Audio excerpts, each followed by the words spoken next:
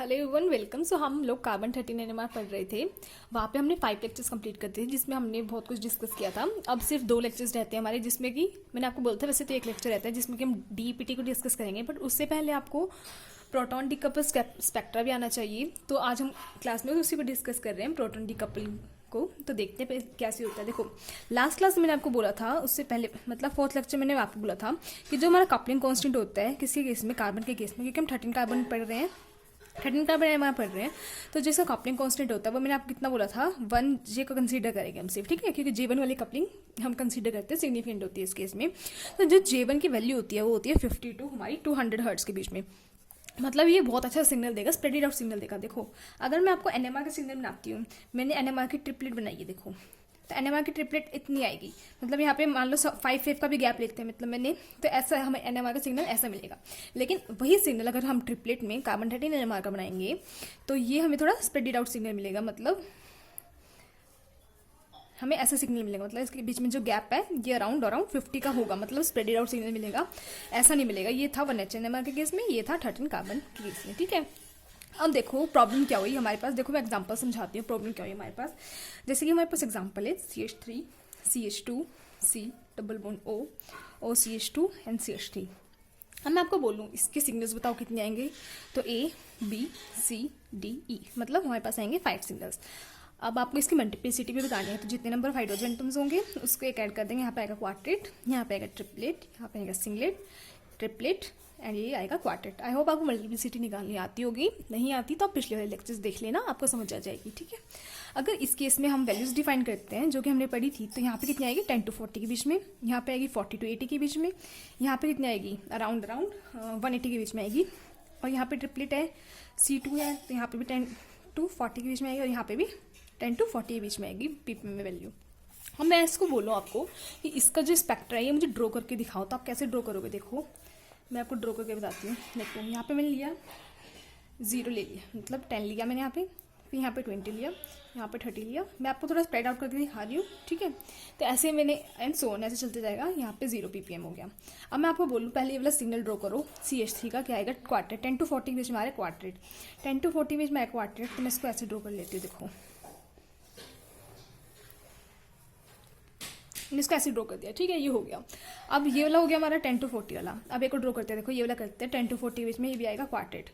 तो देखो इसकी वैल्यू मान लो ऐसी आ रही है। ये वाला क्वार्टेट जरूरी तो नहीं है इस पे लाई करेगा, इससे थोड़ा आगे पीछे भी हो सकता है, क्योंकि हमें क्या पता है इसकी वैल्यू मान लो 35 हो, इसकी 30 हो, ठीक है। तो इसका क्वार्टेट ऐसे आ गया। अब क्या है हमारे पास, ये क्या है 10 to 40 वाला भी बचा भी, ये इसका देगा ट्रिपलेट। तो हमें ट्रिपलेट ड्रॉ करना है, तो हम कैसे करेंगे ट्रिपलेट ड्रॉ, ये ऐसे होगा, ठीक है। अभी समझ नहीं आ रहा, वो बताते हो आगे क्या होगा। देखो इसका रह गया कितना 40 to 80 के बीच में, 40 to 80 के बीच में हम ट्रिपलेट बनाएंगे।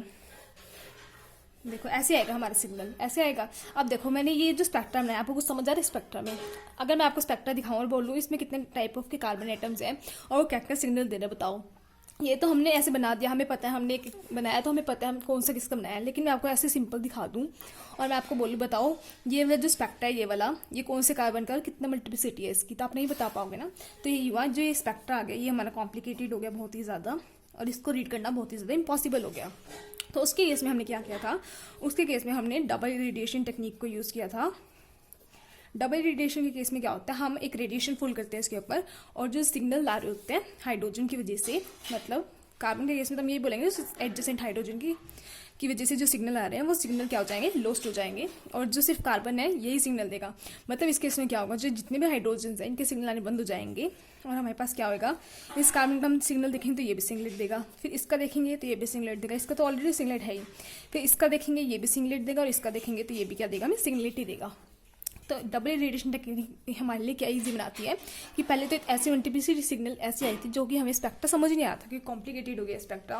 तो इसको सिंप्लीफाई करने के लिए हमने डबल रेडिएशन टेक्निक का यूज़ किया, जो कि सभी का सिंगलेट दे रहा है। तो अगर हम इसका स्पेक्ट्रा ड्रॉ करेंगे तो 10 20 30 40 ऐसे ड्रॉ करेंगे।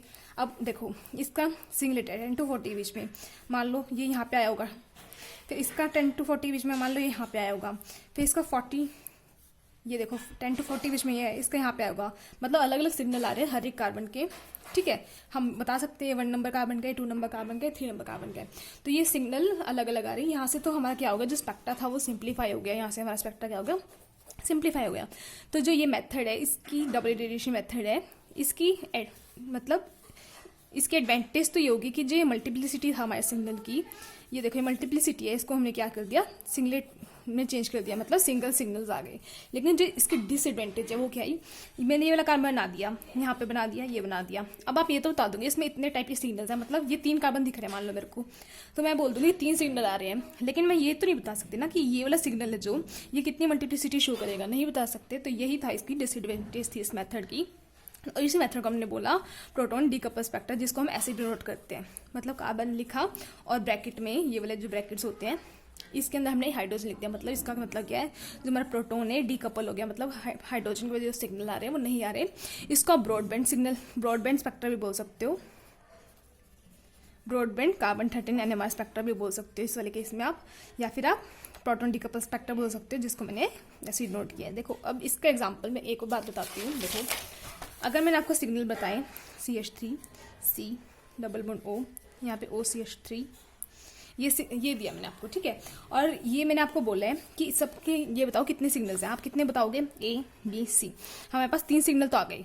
अब मैंने आपको बोला है कि इनकी सबकी मल्टीप्लिसिटी बताओ। देखो इसकी कितनी बताओगे, क्वार्टेट, सिंगलेट, इसकी बताओगे कितनी, क्वार्टेट, ठीक है, यही बताओगे। अब मैंने आपको बोला कि हमें 13 कार्बन का 1 प्रोटॉन डीकपल स्पेक्ट्रा बताना है। प्रोटॉन डीकपल मतलब जो हाइड्रोजन की स्प्लिटिंग हो रही है उसको हम कंसीडर नहीं करेंगे। तो इसका जो सिग्नल आएगा वो है सिंगलेट, इसका जो सिग्नल आएगा वो तो सिंगलेट है ही, और इसका जो सिग्नल आएगा वो भी हमारा सिंगलेट आएगा, मतलब जितने भी कार्बन एटम्स है वो हमें सिंगलेट ही देंगे।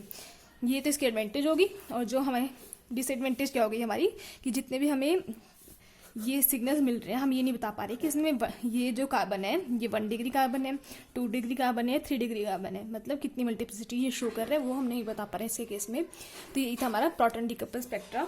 आई होप आपको समझ आ गया होगा। कुछ डाउट हो मुझे कमेंट सेक्शन में पूछ सकते हो। Thank you so much for watching and please if you like the video subscribe to my channel.